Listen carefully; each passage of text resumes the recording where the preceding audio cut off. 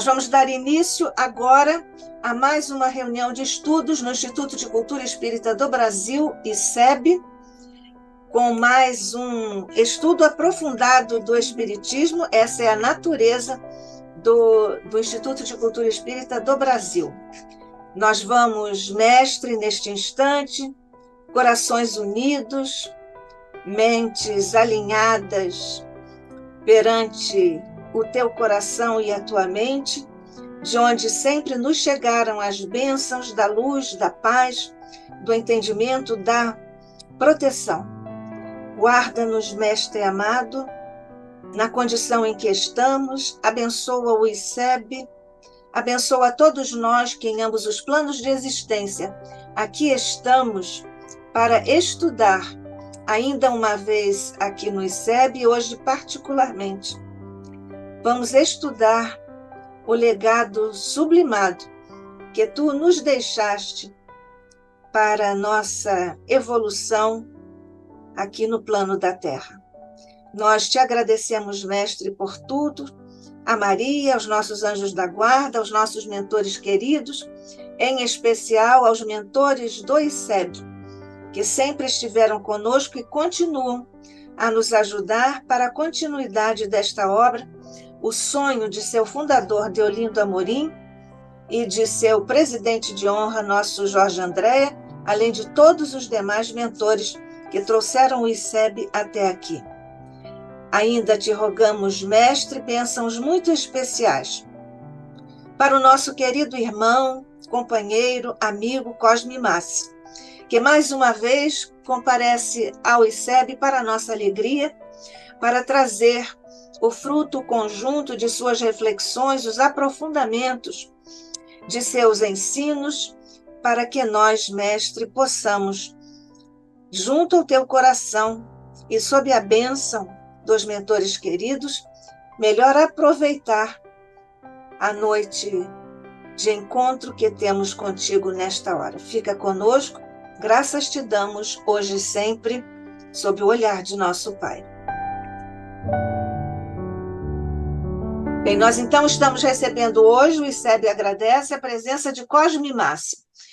Cosme é físico, doutor e mestre em lógica e filosofia da ciência, foi professor, pró-reitor e diretor de diversas universidades no Brasil, tem o prêmio Moinho Santista em Lógica Matemática, é escritor, palestrante e estudioso das obras e pensamento de Allan Kardec há mais de 30 anos.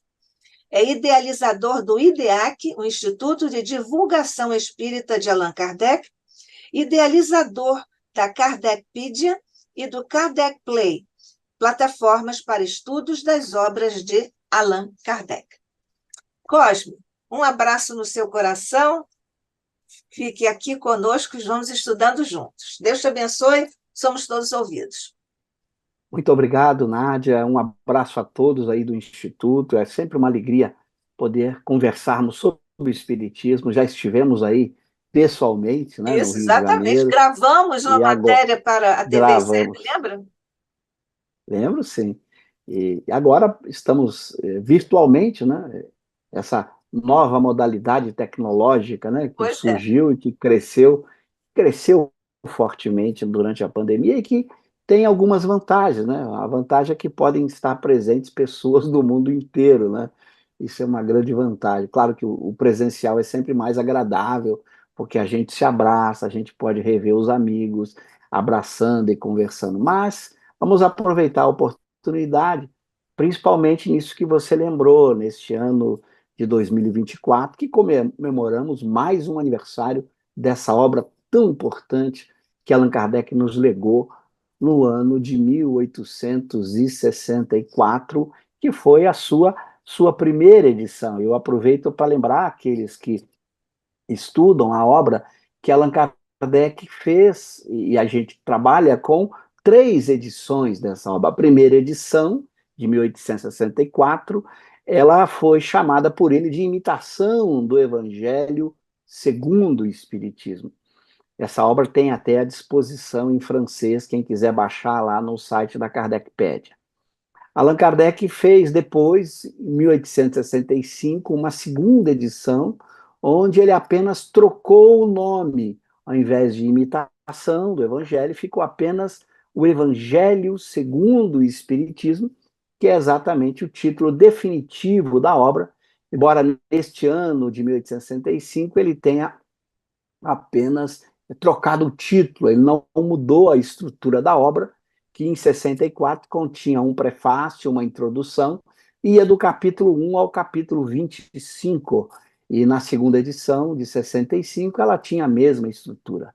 A edição que nós estudamos hoje, que se encontra aí à disposição de várias traduções para a língua portuguesa e para outros idiomas, é de 1866, onde Allan Kardec faz uma modificação, introduzindo, inclusive, algumas coisas que não estavam nas edições anteriores. Então, ela tem um prefácio, uma introdução, e ela vai do capítulo 1 ao capítulo 28. Então, ela tem aí uma diferença até na forma como Kardec organizou os capítulos, mostrando que ele fez uma modificação, e esta foi a edição definitiva aí que ele nos deixou e que nós vamos estudar, que é uma edição muito importante. A primeira observação que eu gosto de fazer é quanto ao título.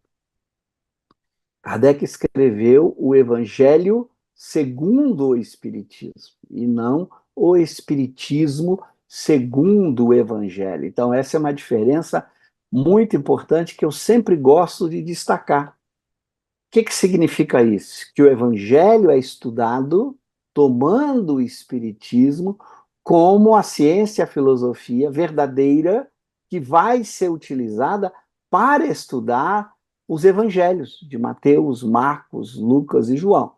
Então, o Espiritismo é o elemento-chave para a leitura e compreensão desses Evangelhos conhecidos aí no chamado Novo Testamento.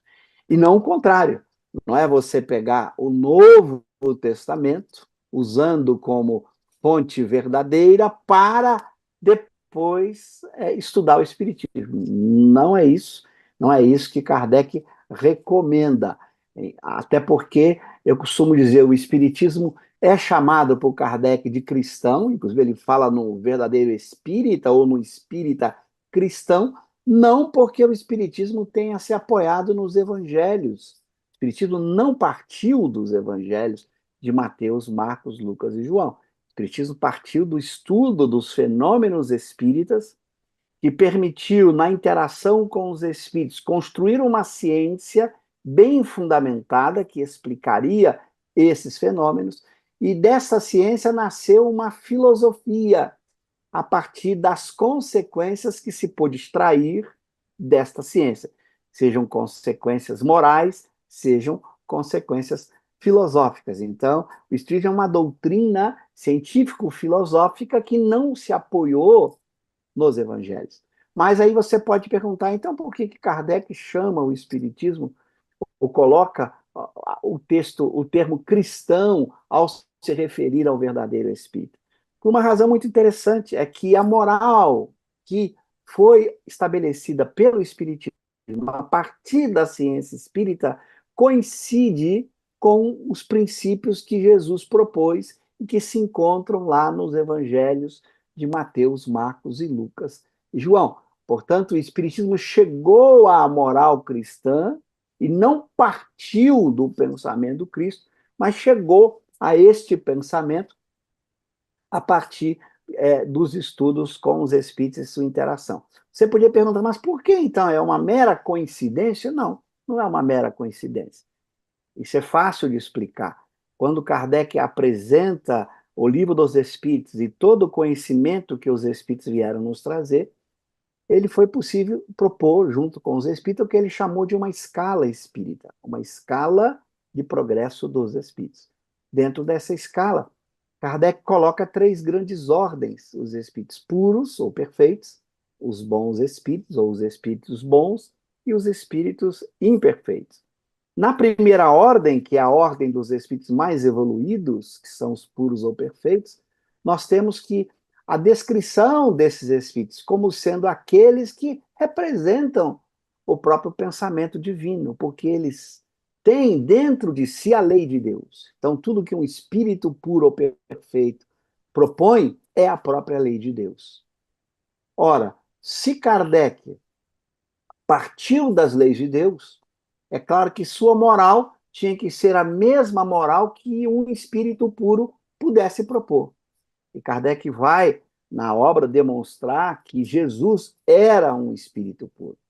Ora, se Jesus era um espírito puro, o que ele propôs de lei moral tinha que ser a própria lei natural, a lei de Deus. Então, é claro que teria que ter essa coincidência, porque o Espiritismo se apoia em leis naturais, em leis divinas. Como Jesus, como espírito puro, só poderia propor leis divinas, a coincidência é explicada pelo Espiritismo. Então, o Espiritismo chega ao pensamento do Cristo, não parte dele. Isto é muito importante. E quando Kardec vai estudar nessa obra o Evangelho segundo o Espiritismo, isto fica muito claro. Porque o que ele vai fazer? Ele vai fazer uma leitura do pensamento moral dos evangelhos, o pensamento que, segundo os evangelistas, refletiam o que Jesus propôs. Ele vai mostrar que esse pensamento coincide exatamente com as leis morais que estão presentes já em O Livro dos Espíritos. Então, aí ele aplica no estudo dos evangelhos o espiritismo e mostra que havia, portanto, essa perfeita sintonia entre o pensamento do Cristo e aquilo que o espiritismo propôs. Então, por isso ele é cristão, porque chegou no pensamento do Cristo e não porque partiu do pensamento de Jesus. E na medida em que o espiritismo vai se desenvolvendo ao longo da produção de Allan Kardec, nós vamos ter, então, muito mais clareza nisso quando a gente vai estudar já na obra Gênese aquelas previsões de Jesus sobre o que ele enviaria um consolador prometido, um espírito de verdade, que ficaria eternamente conosco. E daí vai se demonstrar que este espírito de verdade que está previsto nesta previsão que se encontra lá nos evangelhos, seria o próprio Jesus que voltaria como espírito de verdade, orientando toda a construção do espiritismo. Então nós temos um vínculo muito profundo entre Jesus, espírito de verdade, e espiritismo, porque o próprio espírito de verdade foi o espírito responsável do lado de lá para que do lado de cá Allan Kardec pudesse, junto com os espíritos, construir essa obra admirável que a gente chama aí de espiritismo. Então, veja que há um vínculo muito profundo entre Kardec, espiritismo, espírito de verdade, Jesus. E ainda vamos encontrar na própria Revista Espírita uma referência de que o espírito protetor de Kardec, o seu guia espiritual, seria o próprio Espírito de verdade, o próprio Jesus. Então nós temos um vínculo muito profundo entre o Espiritismo e o pensamento do Cristo. Então veja que isso faz com que a leitura dos evangelhos seja de fato feita pelo Espiritismo. E a gente costuma dar mais uma razão para isso. Se você tomasse o evangelho como a verdade, os evangelhos de Mateus, Marcos, Lucas e João, como a verdade, para ler o Espiritismo, você teria contradições com o próprio Espiritismo.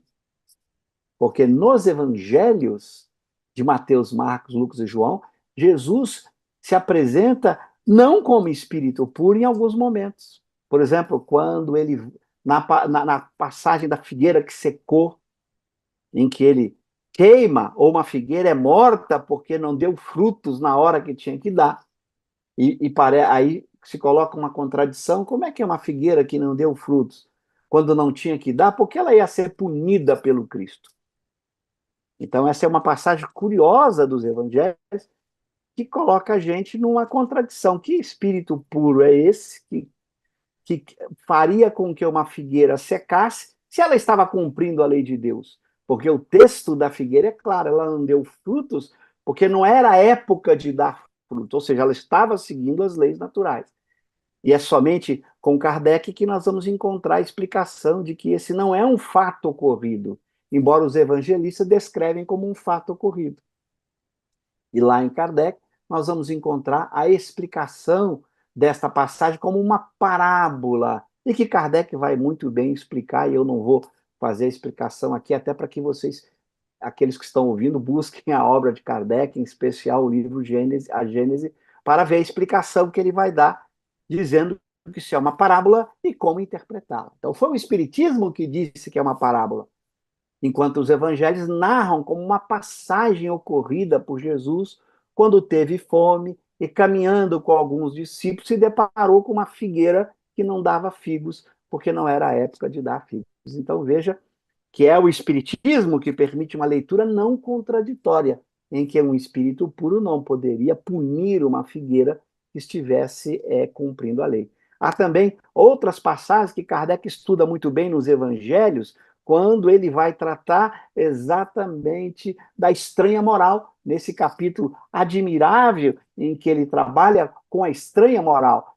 Nesse capítulo, ele vai deixar claro como é que a gente pode interpretar, que é aí exatamente o capítulo 23 do Evangelho, como é que a gente pode interpretar certas passagens de Jesus que lida, de acordo com o texto evangélico, parece contraditória. Viola a ideia de um espírito puro, perfeito, de instruções que não fariam sentido. O outro exemplo também, que Kardec discute na Gênese, é a própria passagem da tentação de Jesus, que é descrita por Mateus, por Lucas, como fato ocorrido, em que Jesus é conduzido ao pináculo do templo, ao monte, pelo demônio, mesmo que você interpretasse por espíritos imperfeitos, não é suficiente. Porque Jesus não poderia ser conduzido por nenhum espírito imperfeito, ele era um espírito puro ou perfeito. Então não faz sentido interpretar a passagem da tentação de Jesus como um fato ocorrido. Nenhum espírito puro sofre tentação, como coloca muito bem Allan Kardec ao longo de suas obras. A tentação é para espíritos imperfeitos, não para espíritos puros ou perfeitos. Então, e é exatamente Allan Kardec que vai pela primeira vez fazer a leitura dessa passagem como sendo uma parábola. E ele vai fazer isso evocando João Evangelista, que não descreveu essa passagem no seu evangelho, para que João Evangelista explicasse essa passagem, e João Evangelista vai dizer que se trata de uma parábola sobre as tentações do homem, e não de um fato ocorrido com Jesus.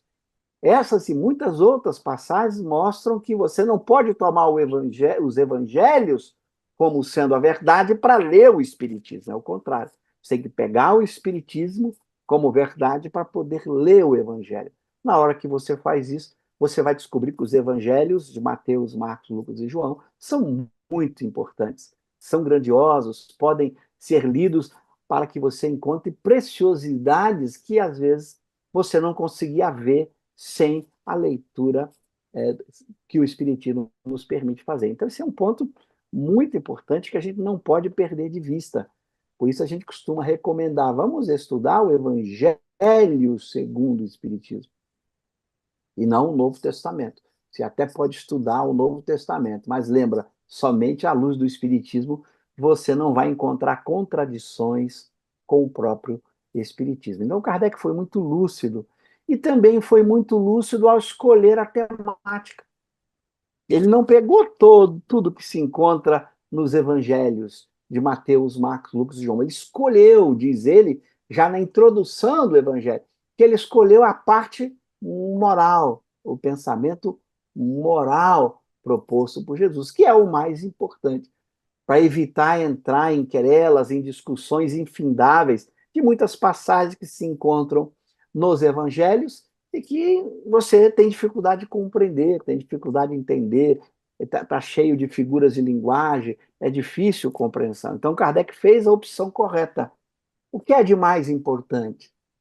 Por exemplo, se você pega um evangelista, diz assim no Sermão da Montanha, e Jesus subindo o monte começou a pregar. Aí um outro evangelista, e Jesus descendo o monte começou a pregar. Aí você vai começar a discussão, bom, mas Jesus estava subindo ou descendo o monte? Isso é irrelevante.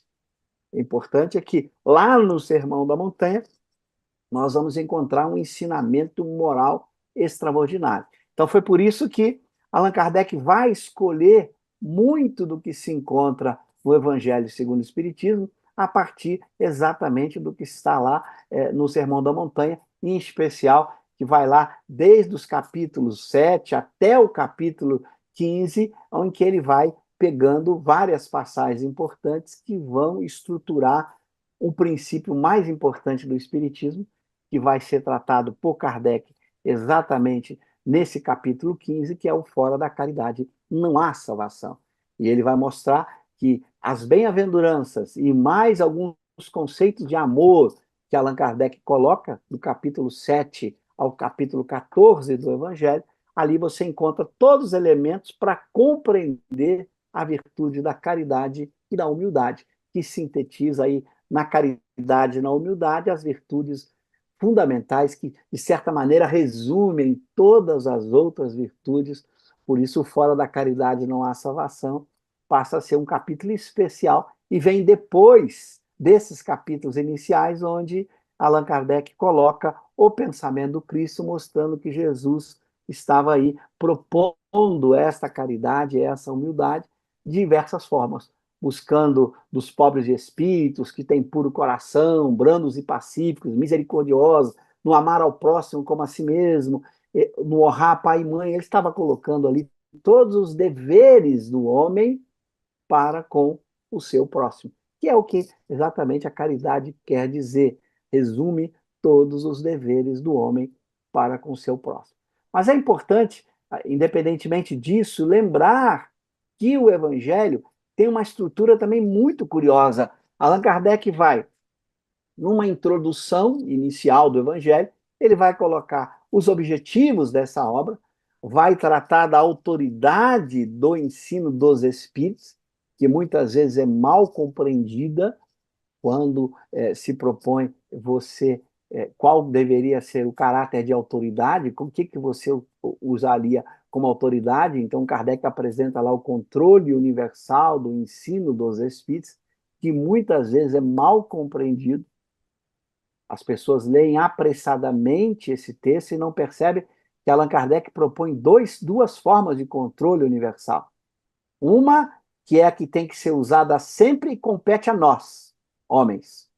A outra, que não depende de nós, depende exclusivamente dos espíritos. A primeira é exatamente você submeter ao crivo da razão, da lógica, tudo aquilo que é proposto pelos espíritos. Esse é o primeiro grande critério que está lá no controle universal. Submeter uma análise rigorosa, usando a razão, usando tudo que você já tem bem fundamentado nas ciências e no próprio espiritismo, para analisar um texto qualquer dos espíritos. Esse é o primeiro critério e depende da gente, porque cabe a gente fazer a análise, cabe a gente fazer o uso da razão. E o segundo critério, que é nessa concordância universal do ensino dos espíritos, não é você ficar pegando uma ideia e ficar evocando o espírito ou ouvindo vários espíritos se pronunciando sobre isso. Não é isso, as pessoas estão lendo mal. O que ele propõe é que quando um princípio, uma ideia, precisa ser estabelecida da parte dos espíritos, não da nossa parte, que eles se manifestam espontaneamente.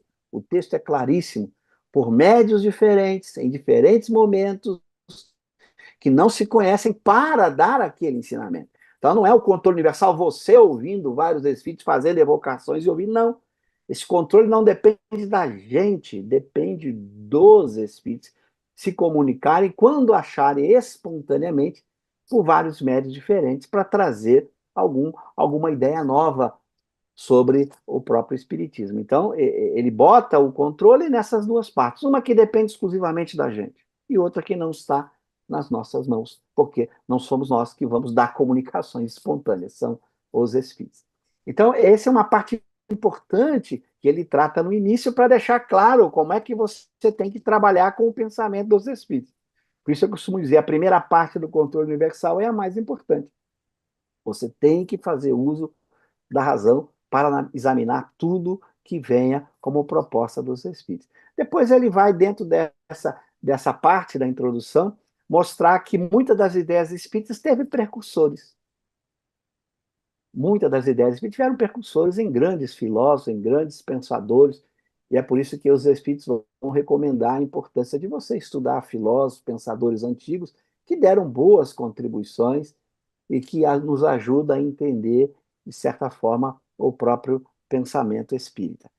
Depois, a seguir, o que ele vai fazer? Ele vai, do capítulo 1 ao capítulo 6, ele vai dar os fundamentos da moral e o caráter consolador do Espiritismo.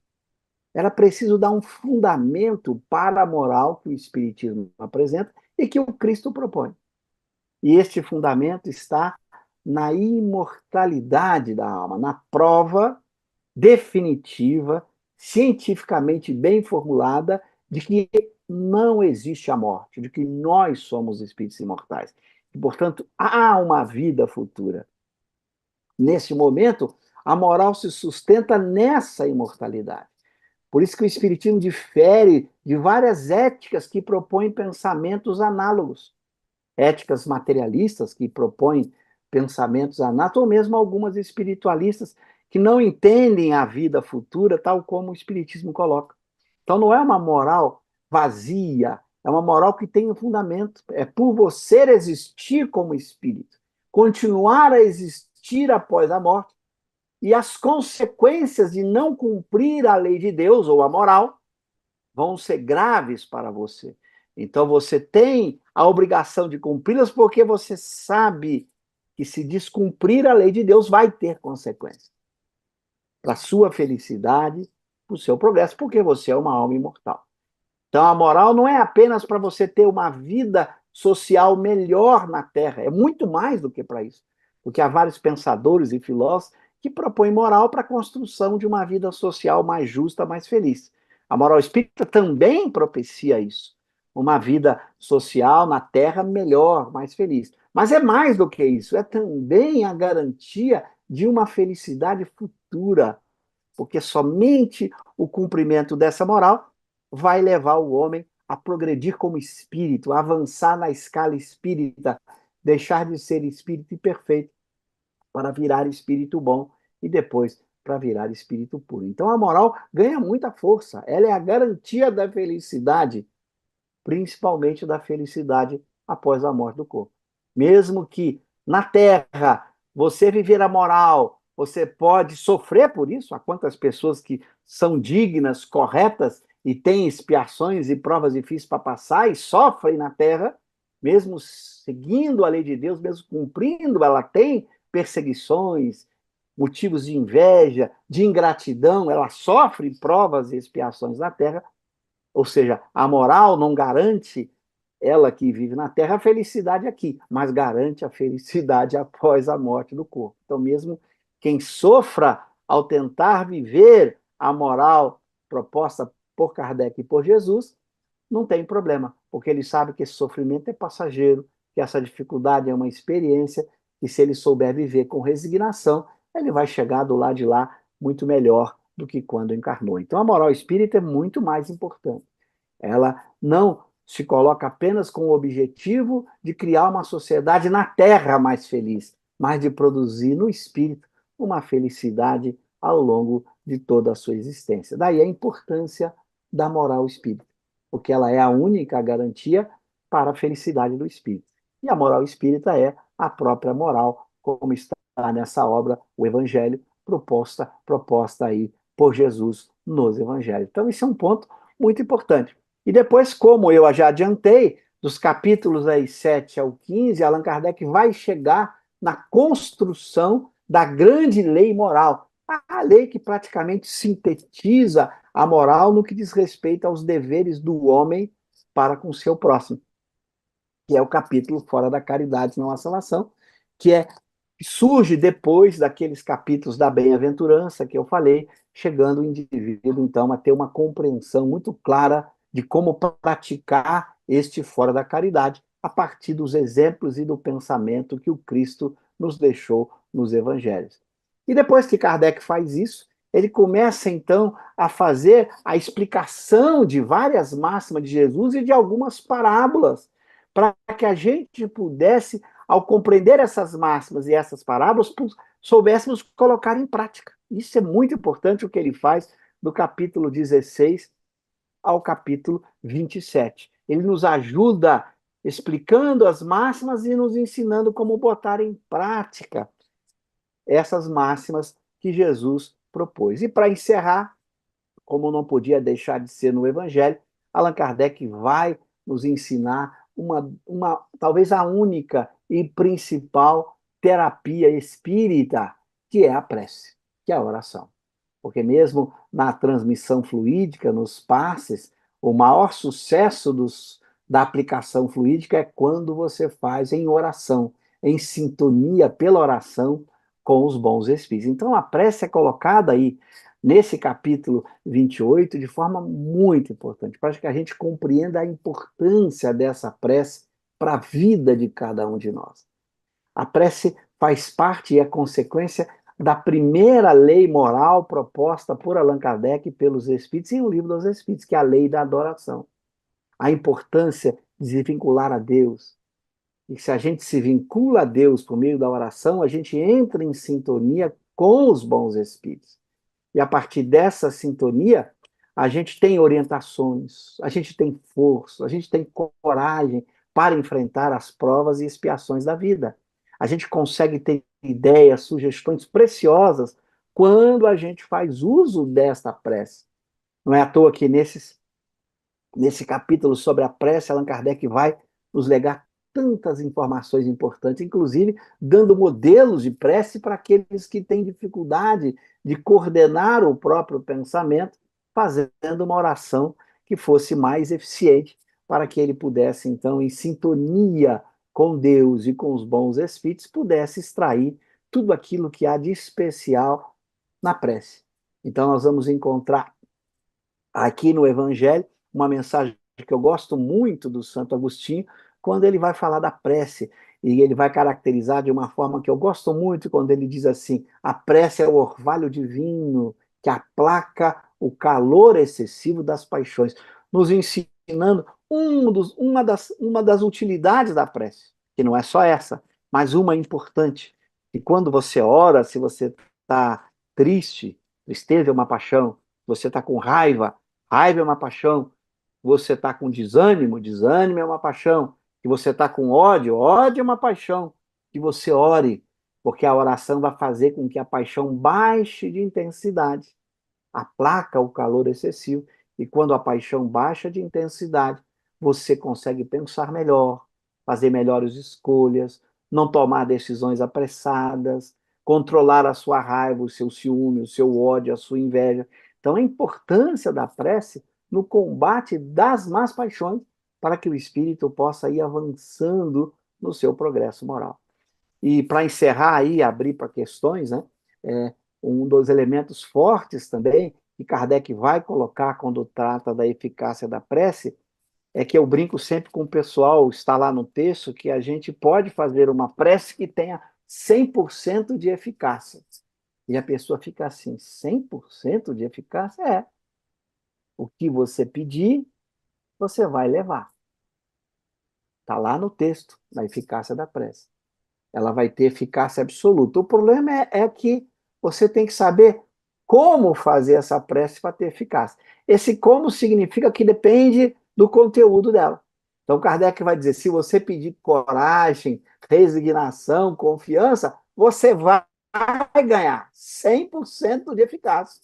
Agora, claro, se você pedir para ficar rico, para curar sua doença, para qualquer outra coisa, pode não ter eficácia, porque esses fatores dependem de suas provas, de suas expiações. Mas qualquer que seja o contexto, se você pedir coragem, resignação, força para enfrentar as dificuldades do caminho, você vai ganhar isso por meio da prece. E ele vai dizer que ainda tem uma outra coisa que dá uma eficácia tamanha, que faz com que a prece, que é você pedir ajuda, orientação, para fazer escolhas melhores. Então você vai ter inspirações durante a prece de como fazer melhor as suas escolhas, de como encontrar caminhos que possam levar você a ganhar mais, no sentido espiritual, a crescer mais, a evoluir mais depressa. Então essa prece tem eficácia completa. Então, se você pedir isso, força, coragem, resignação e orientação, inspiração para fazer as melhores escolhas, isso você vai ganhar sempre com a prece. Então, essa É essa prece que tem uma eficácia de 100%. Então, aí a importância da gente compreender o papel da prece em nossas vidas. E esse papel da prece não é um mero ritual religioso, aí é uma outra diferença importante. As orações, as preces existem em todas as religiões, mas as religiões não deram um fundamento científico para elas. Essa é a diferença do Espiritismo.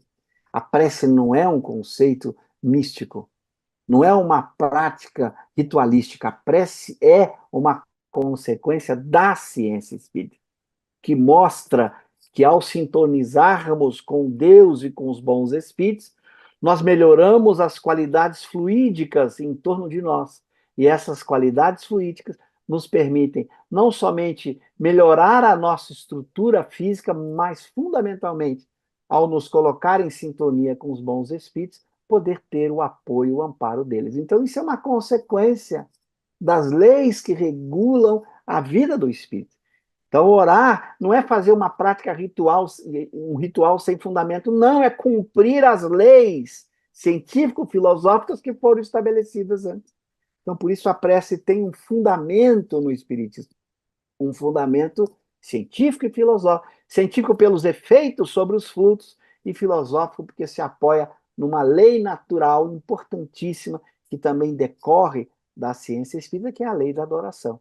E também de uma outra, que a gente chama a lei de liberdade, que dá a cada um a possibilidade de solicitar ajuda, de pedir orientação. Então, com o seu livre-arbítrio, você pode solicitar ajuda. Abriu a porta para você solicitar. E ao solicitar ajuda, conforme nos ensina aí os Espíritos na prece, nós vamos estar usando a lei da adoração e todas as consequências aí que os bons fluidos propiciam quando a gente entra em sintonia com os Espíritos bons, quando a gente entra em sintonia com Deus ou com os Espíritos superiores. Então veja que essa obra é admirável, porque ela passa pelo Evangelho, pelos Evangelhos de Mateus, Marcos, Lucas e João, extrai aquilo que é o mais importante desses Evangelhos e dá o fundamento e prova por que a gente tem que seguir a recomendação de Jesus. Não é pela autoridade de uma pessoa, mas porque o pensamento de Jesus é a própria lei de Deus. E seguir a lei de Deus é o único caminho para a nossa felicidade. Bom, eu encerro por aqui, já falei bastante, e abro aí para que vocês possam levantar questões. Obrigado, gente. Obrigada, Cosme. E nós estamos aqui também registrando as observações e até as perguntas dos nossos companheiros pelo YouTube, por exemplo. O Vicente Oliveira está nos cumprimentando, o Hegel da Silveira também nos cumprimentando lá de Teutônia, no Rio Grande do Sul. Que bom, hein, Hegel? O Vicente Oliveira Cosme, ele escreveu a mesma pergunta no YouTube e aqui no chat. Fique tranquilo, Vicente. De qualquer maneira, a gente ia passar essa pergunta, mas vamos lá agora. Professor Cosme, consta que, pela profundidade do Evangelho segundo o Espiritismo, foi necessário que Kardec se afastasse do burbúrio de Paris. Isto tem fundamento? Tem fundamento, sim. Kardec, não sabemos o quanto se produziu toda a obra ou parte importante dela, eu não tenho informações históricas com essa precisão.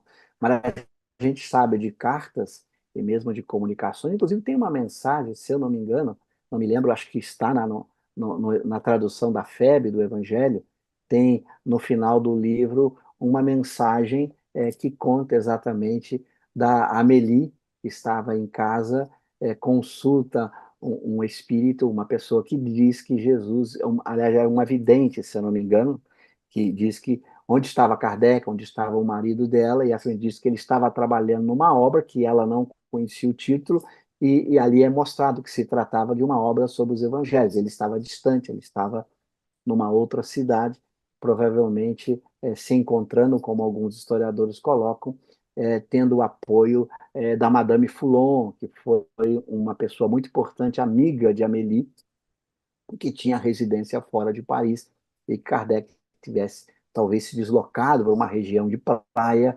onde ele tivesse um ambiente mais adequado para escrever boa parte dessa obra. Então, certamente ele escreveu boa parte ou a totalidade, não sei se é informação histórica, os historiadores que estão nos ouvindo poderão fazer esse trabalho, eu não sou historiador do Espiritismo, talvez encontrar uma resposta mais satisfatória para o Vicente. O que a gente tem é que, de fato, muito do Evangelho tenha sido escrito fora de Paris. Agora, o quanto eu não tenho essa informação, viu, Vicente?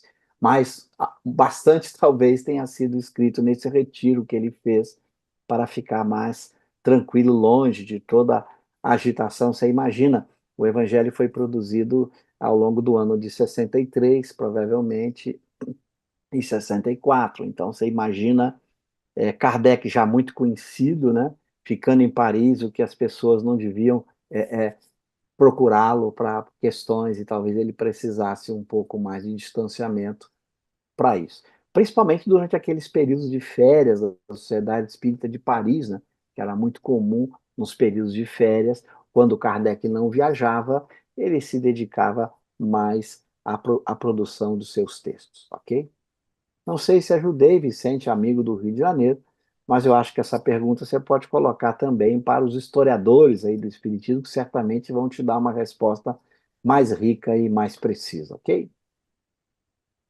Ele está concordando, viu? Sorriu e fez assim, obrigada, Vicente. Olha, nós vamos aqui alternando o pessoal do YouTube e o pessoal aqui do chat. O, o Armando Serra, lá de Portugal, está nos cumprimentando a todos logo no início.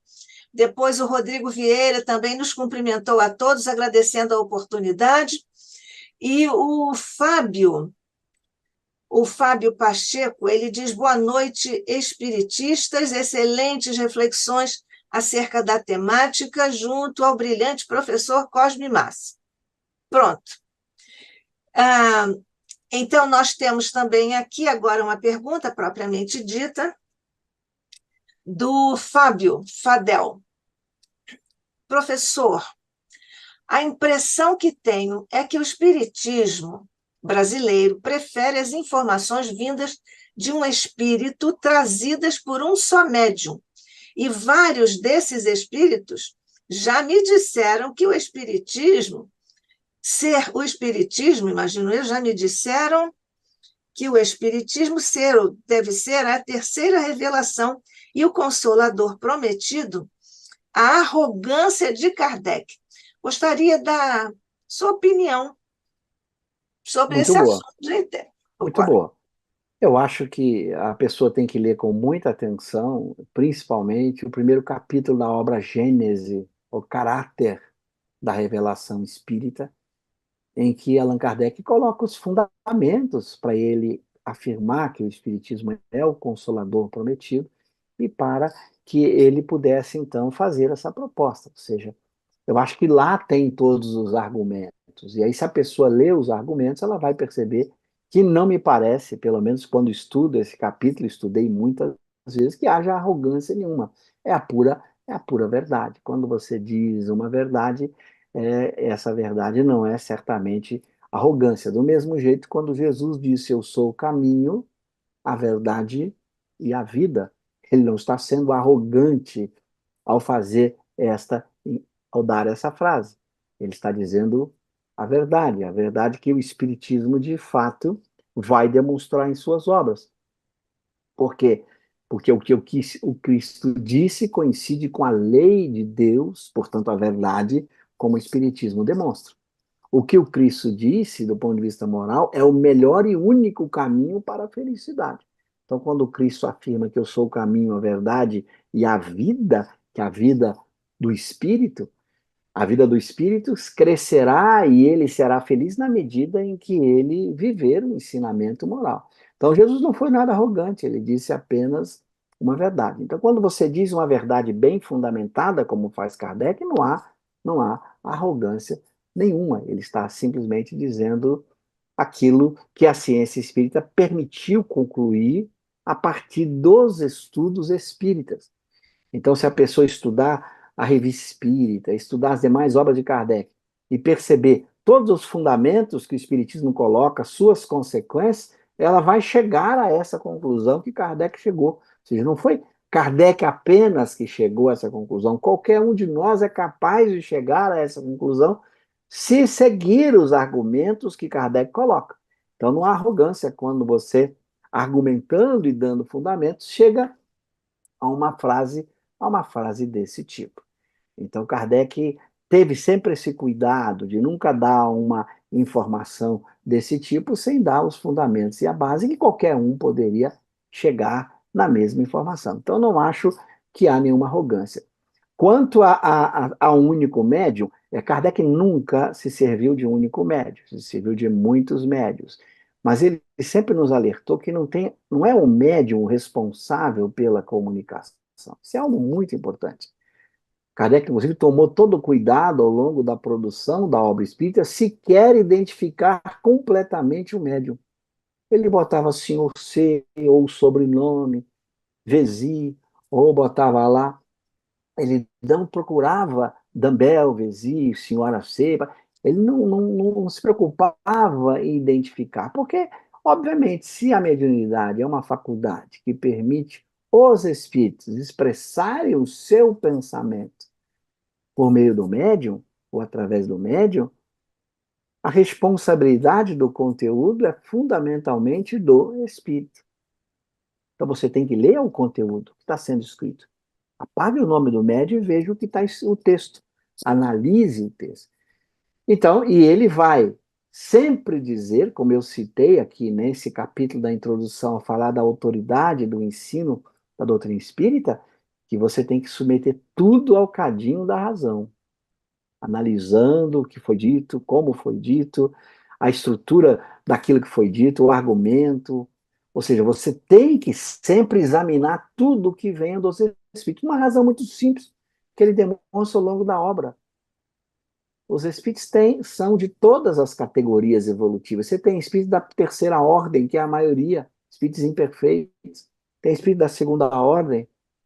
E você tem esses da terceira e da segunda ordem não são conhecedores da verdade plena. Então, eles podem se enganar, podem se equivocar, mesmo com boa vontade, mesmo com boa intenção. Claro que tem os da terceira ordem mal intencionados, que enganam de propósito, que propalam mentiras, coisas falsas de propósito. Mas tirando esses de lado, mesmo imperfeitos, com boa intenção, podem dizer coisas que não são corretas. Por isso você tem que fazer todo esse exame, essa análise racional. Então, por isso a importância. Kardec se serviu de muitos médios de várias partes do mundo que lhe mandavam mensagens, comunicações, alguns que ele conhecia, outros que ele não conhecia, mas por meio da revista espírita, que ele correspondia com mais de 1000 grupos espíritas, ele pôde receber mensagens. E o que era importante na mensagem era o conteúdo, e ele examinava o conteúdo, vendo a profundidade desse conteúdo, o quanto esse conteúdo estava bem embasado ou não na razão, nas ciências e nos fatos. Então, esse cuidado ele sempre teve, e a gente tem que ter o mesmo cuidado. Não é o médium, o importante é o texto. O médium pode ser o melhor de todos, pode ser uma pessoa extraordinariamente boa, mas a mensagem não é dele, a autoria não é dele. Ele não responde pela autoria da mensagem, porque a mensagem é dos Espíritos. Então não tem nada a ver a qualidade moral, o apreço que eu tenha pelo médium, pelas comunicações que ele recebe. O raciocínio é muito simples. Se um médium é muito bom, boa pessoa, ele então não vai poder receber um espírito sofredor, um espírito ignorante? Claro que ele recebe. Ou seja, não tem nada a ver o fato das pessoas serem boas com a mensagem que ela produz. Ou o contrário, das pessoas não serem tão boas e receberem grandes mensagens. Para citar um exemplo desse tipo, na Revista Espírita nós temos mensagens do Espírito de Verdade, por meio de médiuns, que depois se mostraram desequilibrados e perturbados. Mas receberam mensagens do Espírito de Verdade que Kardec aceitou e concordou como sendo do Espírito de Verdade. Mas que depois o médium se perturba e passa a produzir outro tipo de mensagem que Kardec recusa, que não é, pelo conteúdo, mensagens mais de espíritos superiores. Então nós temos todas essas possibilidades. Mesmo uma pessoa que não seja tão equilibrada tão bom moralmente, pode receber mensagens muito boas durante um tempo, como pode receber mensagens ruins. Então, o que vale, por isso que Kardec diz, é examinar tudo que venha dos espíritos, sem se preocupar com o nome do médium. Olha o exemplo que ele dá de não colocar o nome do médium. Você nem sabe o que é o Senhor C. Quantas mensagens no Evangelho segundo o Espiritismo está escrito apenas Espírito Protetor? Olha que coisa curiosa. Sem nenhum nome do Espírito. Mas o conteúdo da mensagem é tão belíssima que Kardec coloca no Evangelho um espírito amigo, um espírito protetor. E você imagina a quantidade de espíritos evoluídos que sequer nomes nossos eles tenham, porque estão vivendo em outros planetas, não adotam nossos nomes há muitas e muitas vidas, e, no entanto, trouxeram boas mensagens. Então, eu diria, a gente não pode ficar preocupado com o médium, a gente tem que ficar preocupado com o conteúdo da mensagem, estou falando do ponto de vista doutrinário, com a doutrina, com o conhecimento. Okay? Então, no campo do conhecimento, o que vale é o texto, a mensagem, e não quem assinou. Seja quem assinou como médium, seja quem assinou como espírito. Não olhe a assinatura, porque tem, com assinatura de gente boa, coisas ruins. Então, a assinatura é irrelevante, como eu disse. Tem assinatura Espírito de Verdade, recebida pelo mesmo médium, que recebeu mensagens muito boas do Espírito de Verdade. Vou dar o nome do médium, senhor Rose, por exemplo, que está na Revista Espírita. Ele recebeu boas mensagens do Espírito de Verdade, que Kardec aceitou e considerou, e recebeu mensagens apócrifas do Espírito de Verdade. O nome e a assinatura era igual. O nome do médium, a assinatura que aparece na mensagem era a mesma. Então, não é o nome que interessa, nem do médium, nem do espírito. O que interessa é o conteúdo da mensagem. É esse que a gente tem que nos preocupar. E Kardec dá exemplos disso na obra inteira. Veja no Livro dos Médiuns, no capítulo das dissertações espíritas, onde ele tem um item chamado comunicações apócrifas, em que ele dá vários exemplos de comunicações que eram apócrifas, que tinham uma assinatura, mas quando você olhava o conteúdo não correspondia ao grau de elevação daquele nome que ali estavam colocados. E muitas delas foram recebidas na própria Sociedade Espírita de Paris, pelos mesmos médiuns que produziram excelentes mensagens e que Kardec soube utilizar. Então, essa é a regra. Não olhe para o médium, não olhe para a assinatura, olhe para o conteúdo. Se o conteúdo for bom, fique bem. Por isso que eu digo que tem que catar feijão, né? Ler um texto, uma mensagem é catar feijão. Separe os feijões podres, o feijão bichado e coma o feijão bom. Assim a gente não vai tomar conteúdos indevidos numa mensagem qualquer, ok? Muito bem. Depois de suas informações culinárias também, vamos falar com Marquinhos pelo YouTube. Boa noite, diz ele. Muita gente, Cosme, precisa reler urgentemente, estudando seriamente o Evangelho segundo o Espiritismo. Estão fazendo o caminho inverso do que Kardec fez. Acho que é só uma afirmação.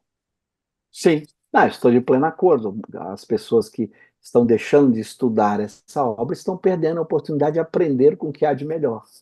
A gente pode ler e estudar o que quer, mas os espíritos que querem tirar melhor proveito não podem desprezar as obras fundamentais do Espiritismo. A gente sempre diz. Você pode ler 1000 autores diferentes, mediúnicos ou não mediúnicos, mas se você é espírita, não deixe de estudar o melhor autor, os melhores textos, que são as obras de Kardec. Aí você estudou as obras de Kardec, pode ler quantos outros autores você quiser. Aliás, você até deve ler, até para comparar, para você poder perceber que os argumentos de Kardec são imbatíveis, a forma como ele apresentou o texto é realmente admirável. Então, estuda as obras de Kardec, são 23 obras, 22 livros, mais o catálogo racional.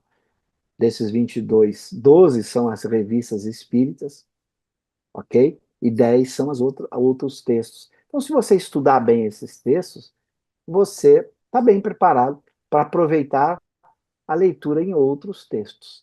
Então eu digo, o espírita tem que estudar Kardec. E depois estude outros textos, pensadores. Eu brinco, a gente já fez, inclusive, experiência no nosso grupo de dar autores materialistas, que, por exemplo, combatem a ideia de Deus. Olha como é bom. O sujeito estudou Kardec, viu os fundamentos e vai ler um autor materialista ou ateísta. E aí ele vê, vai comparar quais argumentos daquele ateu, daquele materialista. Ou vai ler um autor mais místico, que propõe coisas aí de ficção científica. Você vai comparar. Você vai ver, ó, esse autor aqui, seja uma obra mediúnica ou não mediúnica, está aí inventando muitas coisas sobre o mundo espiritual. Compara com o que o Kardec colocou. É assim que a gente vai aprendendo e percebendo a grandiosidade de Kardec. No Espiritismo não tem índex, não tem livro proibido. Não recomendo a você proibir obra nenhuma, né? Leia, compare e faça essa leitura e essa comparação com a obra de Kardec, que você vai perceber algo que eu costumo dizer sempre. Kardec não precisa de defesa, ele precisa de divulgação. Kardec é irresistível. Lê Kardec, você não resiste. Então leia Kardec e leia depois tudo que você quiser, que você vai aprender muito mais. Até complementaria, Cosme, e releia Kardec, porque nós já não seremos mais a mesma pessoa que leu da vez anterior, né? Muito bom, você fez uma observação, Nádia, me permite complementar.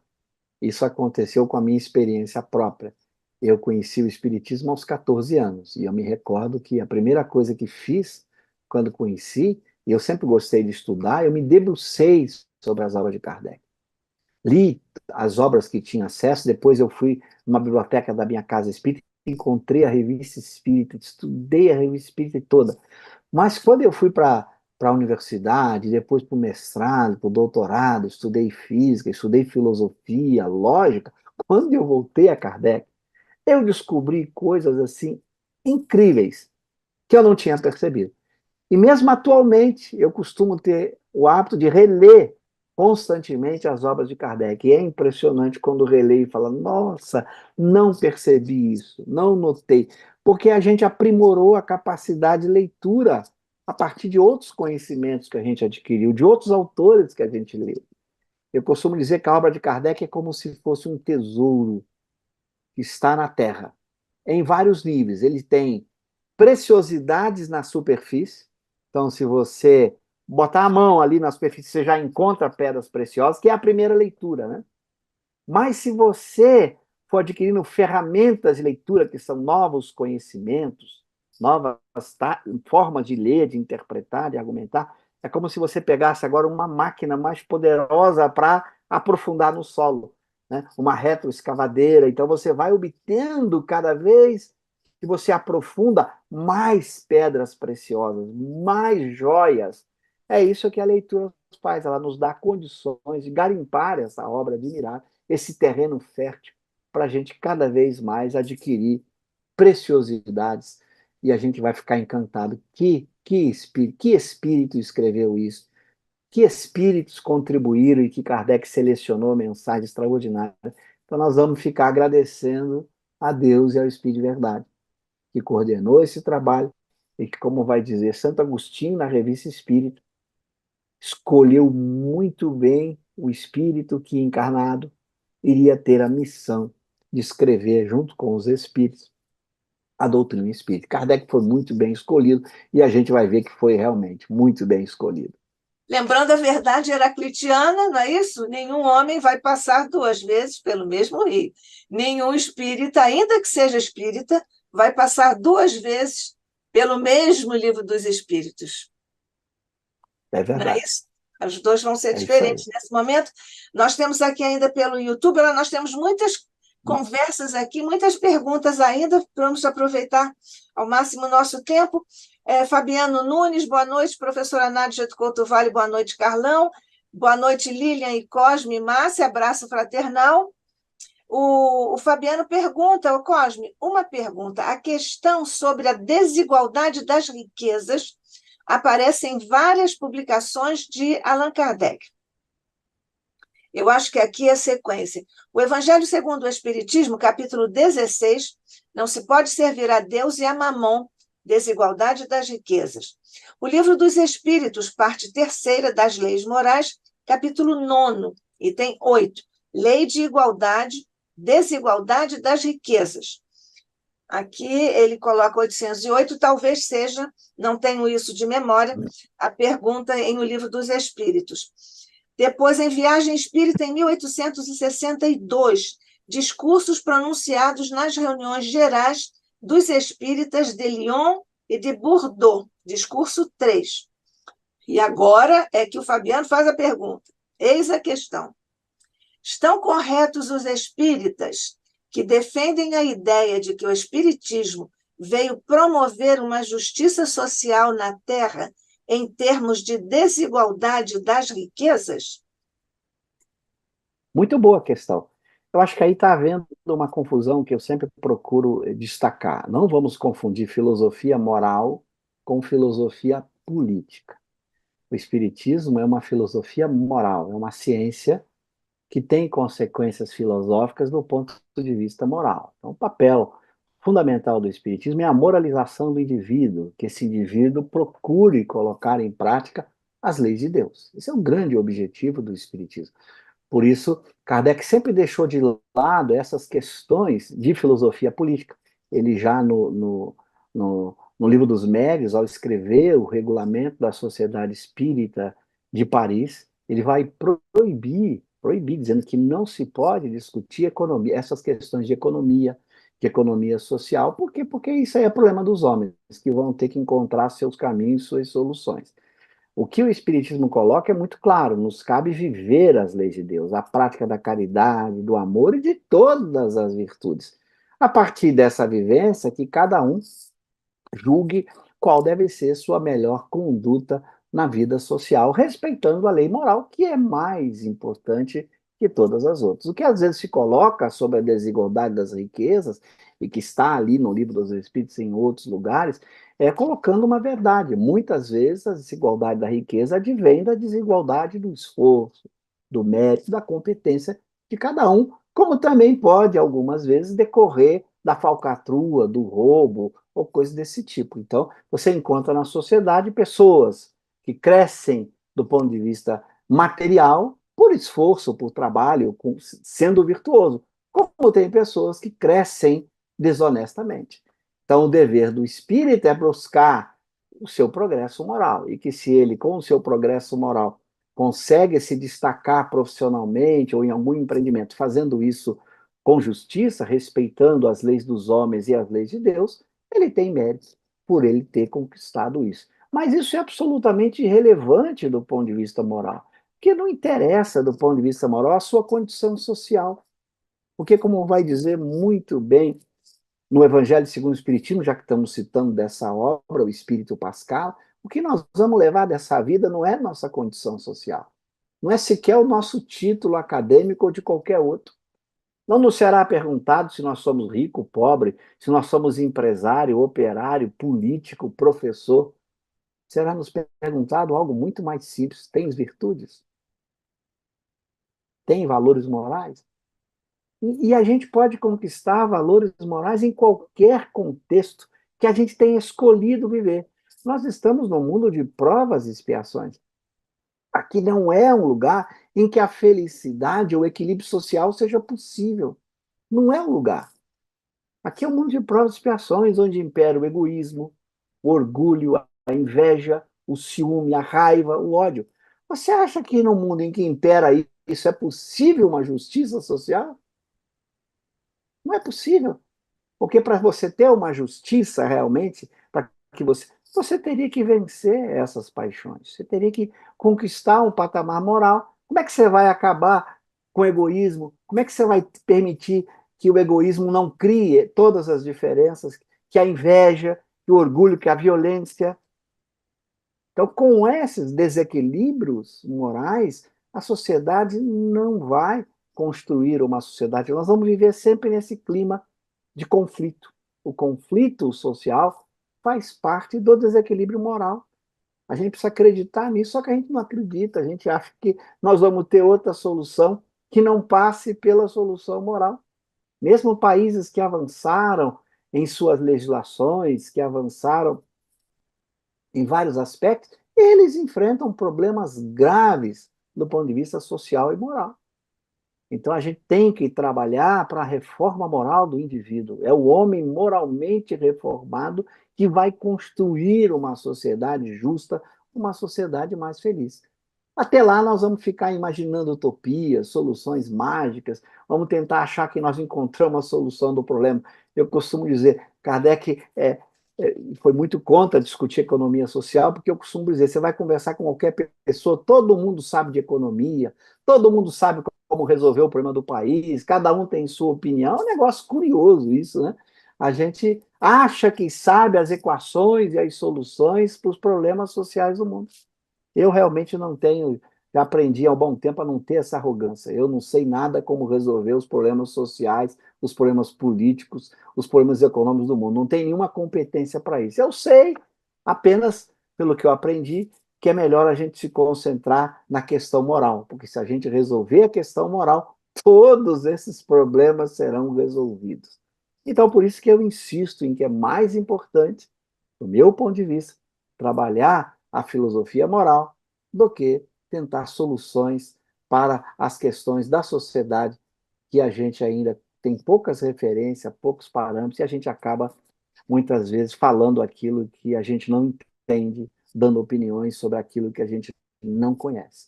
Enquanto o ponto de vista moral é dever de cada um de nós.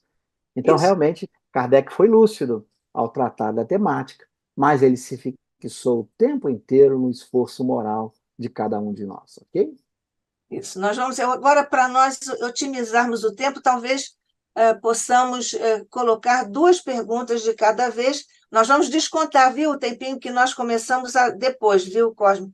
Vamos ficar tranquilos quanto a isso. Deixa eu me ver aqui. O Rodrigo Vieira diz, professor, muito se especula sobre uma possível relação que possa haver entre a encarnação de João Batista e Allan Kardec. Os fundamentos trazem alguma relação de verdade? Muito boa questão. Eu mesmo já fiz essa especulação, e eu costumo dizer que é uma especulação. Tem um certo nível de evidência para ela, mas a gente não pode, apenas por esse nível, dizer que é verdadeiro que Allan Kardec e João Batista sejam o mesmo espírito. Eu não poderia afirmar isso, mas é uma especulação que eu mesmo já fiz, lendo a Gênese, quando Kardec fala do vínculo, quando Kardec coloca da combinação entre Elias e o espírito de verdade, na construção do espiritismo. Isso é textual na obra Gênesis. Ele fala dessa combinação entre Elias e o Espírito de Verdade na própria construção do Espiritismo. Como Elias não aparece na obra, eu já fiz essa especulação. Será que não é João Batista que ele fala dessa combinação entre os dois para que o Espiritismo pudesse surgir? Isso é uma especulação a partir de uma frase que se encontra na obra Gênesis. Quando a gente vai também para os evangelhos estudar a passagem do Monte Tabor, em que aparece Jesus, Elias e Moisés, a gente também poderia fazer especulação. Moisés representando a primeira revelação, como Kardec coloca no caráter da revelação espírita em Agentes, Jesus a segunda, e fica lá, mas que Elias? Que Elias? Por que o Elias está lá?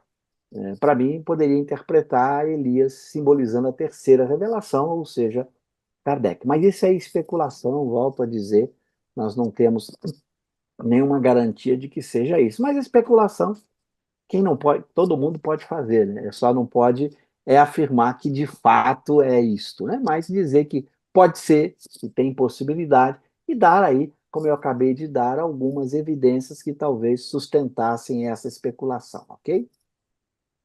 Fabiano volta a falar, o Cosme. Kardec disse que Aristóteles reconhecia no homem uma ordem potencial onde todas as nossas qualidades estão em potencial, mas ele a define, mal e também a confunde com a matéria.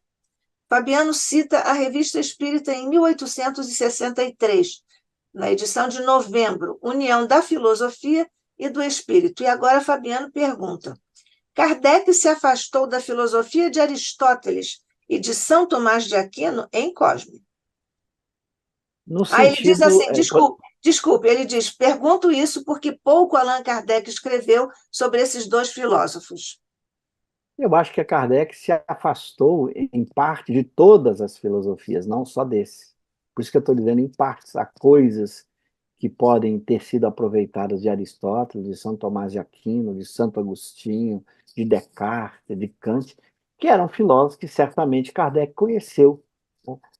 Então, ele pode ter, e os espíritos, como eles se disseram que os filósofos deram boas contribuições e que a leitura dos filósofos é sempre útil, mas o Kardec não se pegou a nenhum filósofo, não se prendeu a nenhum deles. É por isso que o Espiritismo não é uma filosofia que você pudesse dar uma denominação de qualquer desses filósofos, que se apoiou em Aristóteles, Platão, que tenha se apoiado nos pré-socráticos, ou que tenha se apoiado em filósofos modernos, como Descartes, ou no caso da filosofia moral, com Kant, já que muito do conceito de caridade que é colocado pelos Espíritos e por Kardec no Livro dos Espíritos corresponde ao conceito de desinteresse que Kant coloca num certo sentido.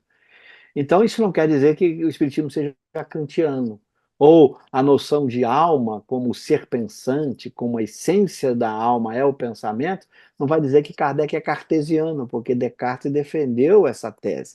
Então, ele usa, o Espiritismo se apoia naquilo que os Espíritos de Kardec consideraram verdadeiro, e a verdade existe ela em vários filósofos colocaram coisas que são verdadeiras. Então, não diria que ele se afastou nem se aproximou, eu diria que ele usou aquilo que era o conhecimento que ele e os espíritos consideravam adequados e corretos, mesmo que algum filósofo tenha dito algumas coisas que Kardec tenha colocado também. Mas a estrutura do espiritismo, tal como Kardec coloca a sua estrutura, os seus princípios, não existem em pensador nenhum antes de Kardec. Ninguém antes de Kardec formulou uma ciência da alma com tanto rigor, com tanta precisão, com uma tecnologia adequada, numa lógica adequada, como fez Kardec em suas obras. Então, Kardec não tem, na história da humanidade, nenhum texto, nenhum autor que sequer tenha aproximado dessa estrutura tão bem organizada que Kardec nos legou. Então, foi inovador. A primeira grande ciência da alma, bem construída, bem fundamentada, é o Espiritismo. Não conheço outra antes de Allan Kardec. Nem depois, né? Nem depois, lamentavelmente, eu diria nem depois, porque a psicologia ela Claro, tomou um rumo muito mais materialista do que se apoiar no estudo da alma. Ou seja, o exatamente. nome, psicologia, estuda a alma, mas na prática eles passaram a estudar o comportamento ou outras coisas e não a alma. E foi uma pena que se foi perdendo toda a linha do Mendebiran lá no início do século, né? Olha, o Aldemir Musi, ele está dizendo: professor, como explicar o fato de Kardec ter feito em duas vezes o lançamento de O Livro dos Espíritos e de O Evangelho segundo o Espiritismo? Ele agradece. Na verdade, Kardec, com todas as obras, você vai acompanhar que Kardec, como todo bom escritor preocupado em corrigir pequenos deslizes, descuidos, que ele faz revisão de suas obras. Então, ele fez revisão do Livro dos Espíritos, fez revisão da Gênese, fez revisão do Evangelho. Então, isso é natural. E provavelmente ele fez revisões em várias edições que sequer a gente percebeu, porque ele sequer citou, né? Porque é natural, você vai fazer uma nova edição, você lê com atenção e algum ponto que você acha que precisa ser melhorado, alguma frase que você acha que poderia gerar ambiguidade, que poderia produzir um mal-entendido, é natural que o autor procure fazer as modificações. Ele fez isso em várias obras, então não apenas nessas duas, no Evangelho dos Espíritos, mas também fez em outras.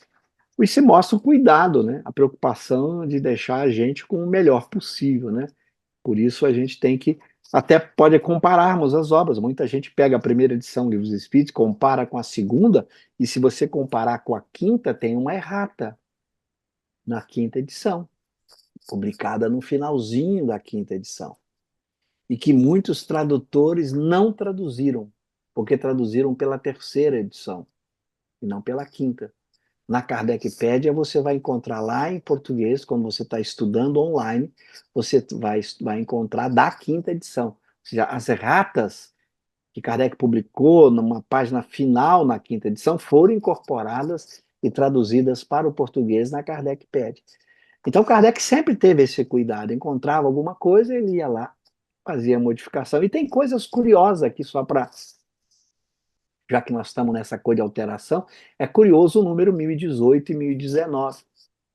Kardec corrigiu o Livro dos Espíritos, fez a correção, porque está com 1019, mas pulou, se eu não me engano, a 1011 ou 1012, que pulou.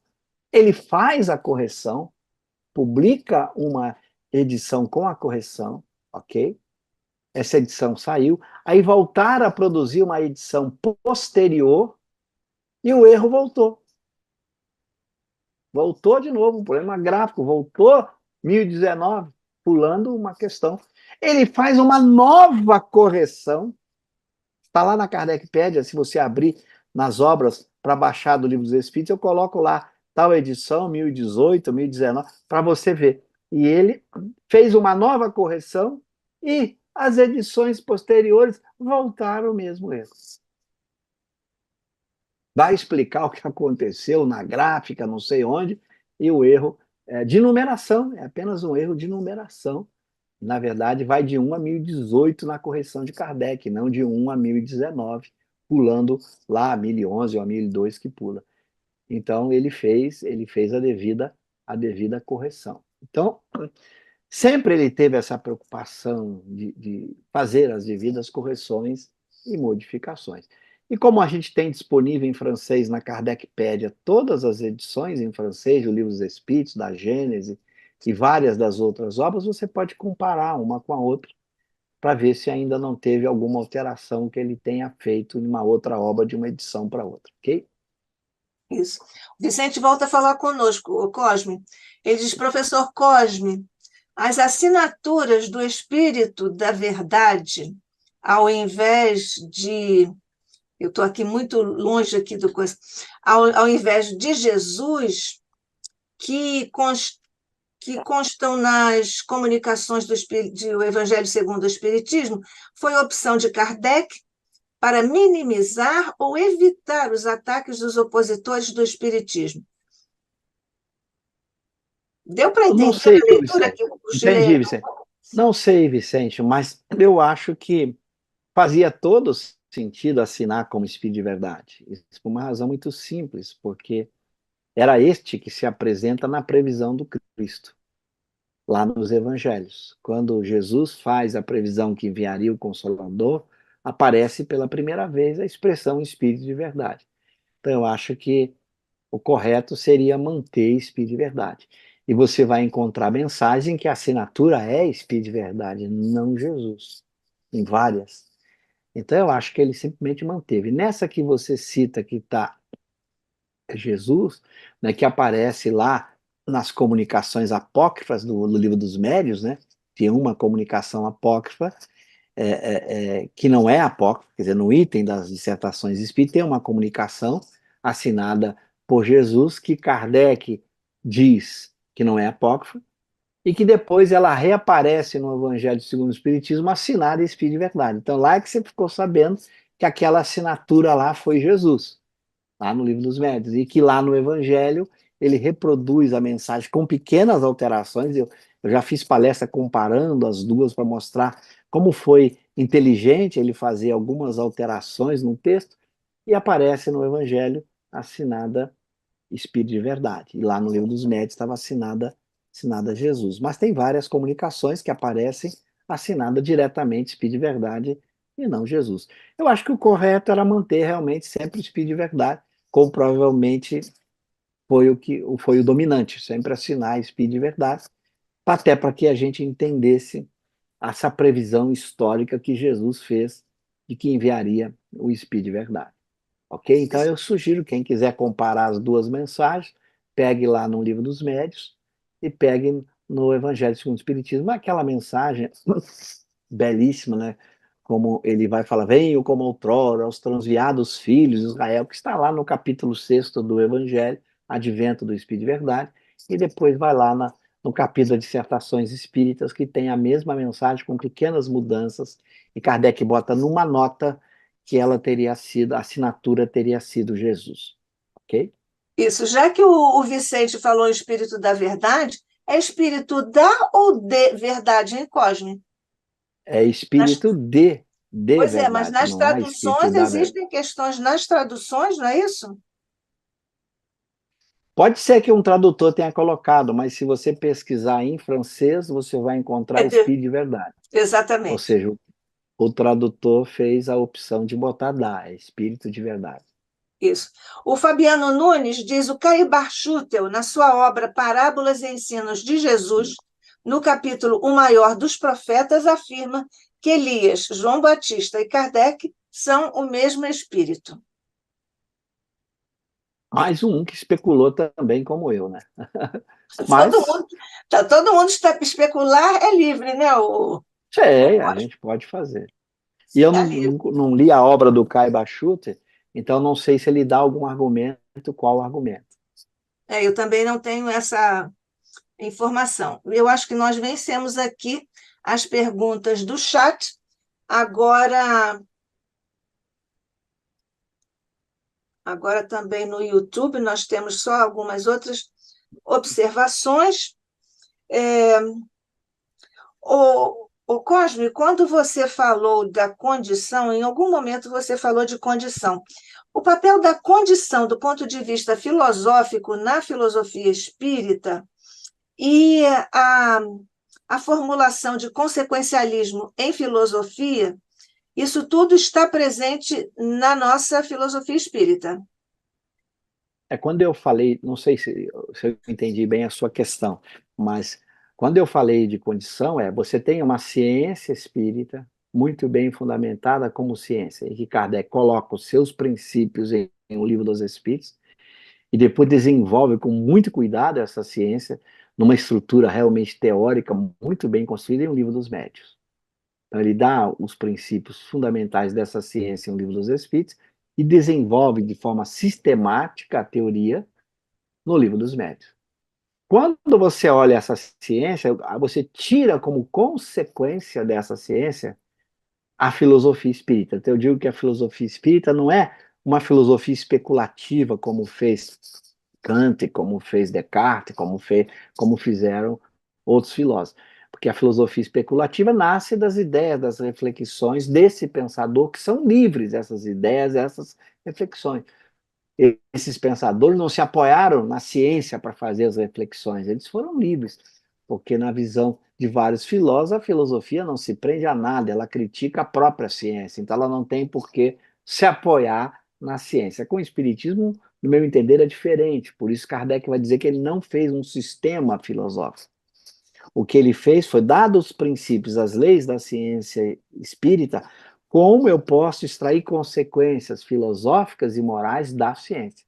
Então, eu costumo dizer que o Espiritismo é uma filosofia de uma ciência, não é uma filosofia especulativa. No mesmo sentido moderno, de filosofia da física, ou filosofia da matemática.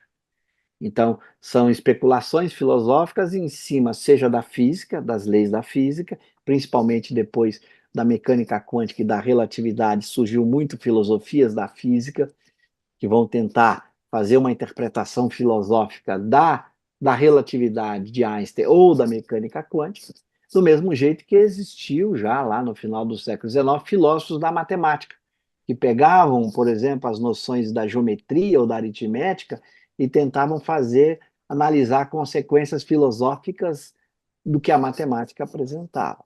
Então, julgo que Kardec tenha feito algo parecido, ou seja, dada a ciência espírita, eu tiro consequências filosóficas dessa ciência. Então, não é uma filosofia especulativa, é uma filosofia de uma ciência. Cuidado, não é filosofia da ciência, é de uma ciência. Filosofia da ciência é um ramo da filosofia que estuda o conhecimento, o que é ciência, o método científico. Não é isso. É filosofia de uma ciência, no mesmo sentido como eu disse que eu tenho filosofia, por exemplo, da mecânica quântica. Então, eu tenho filosofia da ciência espírita. Ok? Então, Isso. isso é, no meu entender, uma diferença importante. É isso que eu queria dizer que é consequência, né? Você extrai consequências, eu não sei se era isso a sua pergunta, da ciência para construir a moral. O mesmo vale para a moral espírita, que é uma parte da filosofia espírita. A moral espírita não é uma moral especulativa, é uma moral que se apoia na ciência espírita, a partir das leis naturais que regulam a vida do espírito e que foram estabelecidas na ciência espírita. Então, quando você vai estudar as leis que regulam a vida do espírito, você extrai as leis morais como consequência, ok? Isso. É que o consequencialismo está em o Evangelho segundo o Espiritismo e está no Espiritismo também, né? Você faz isso, se fizer isso, vai acontecer isso. Se optar por este caminho, vai lhe acontecer tal ou qual coisa. O Fabiano está agradecendo ao ICEB, a mim, professora Nádia, e ao Cosme Massi, por proporcionarem essa noite de muito estudo e reflexões. Um abraço forte e fraternal para todos, votos de muita paz. O Marquinhos vai nessa linha, obrigado, Cosme, essa ideia, não sei a que ideia ele se refere no momento que ele escreveu isso, digitou. Excelente, como sempre. O Rogério Martins, obrigado, Cosme, pela lucidez da explicação a respeito do que é o verdadeiro objetivo do Espiritismo na Terra. E continua o Rogério Martins, moralize-se o homem e a sociedade será uma sociedade justa. O Marquinhos também diz ainda, quanto à filosofia, ele coloca com maiúscula, concordo perfeitamente contigo, Cosme, excelente. Também não sei em que momento, mas ele concorda, viu, Cosme? Está concordando contigo? Ainda, sim, tudo bem.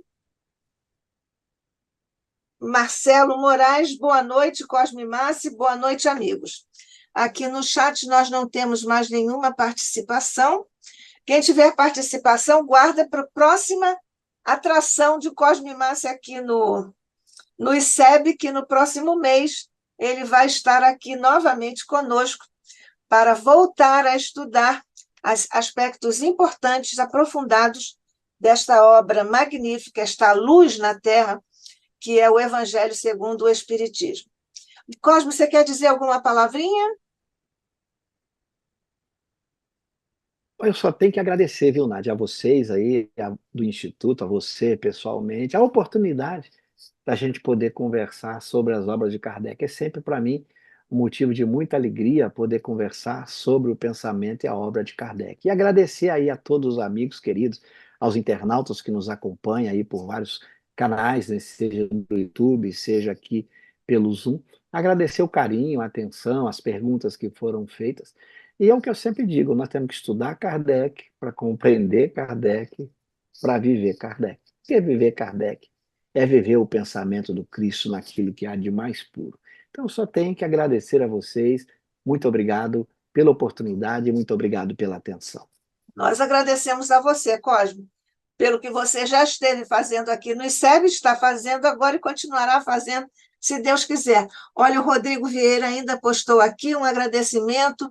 Obrigado, professor, e aos organizadores pela grata oportunidade. Agradecemos também a você, Rodrigo, e a todos que, em ambos os planos de existência, estiveram conosco neste momento de estudo, agradecendo todos nós agora ao teu coração, Jesus, pelo muito que recebemos, não só dos ensinamentos, mas das vibrações que desceram de teu coração para o nosso, com luzes, mestre, para nos libertar de nossas questões que ainda requerem aperfeiçoamento. Agradecemos os raios de tua inteligência por sobre a nossa, para que pudéssemos, ainda uma vez um pouco mais, adentrar, aprofundar os ensinamentos que estão íncitos no trabalho de tua mensagem em o Espiritismo que amamos. Fica conosco hoje e sempre, graças te damos, assim seja.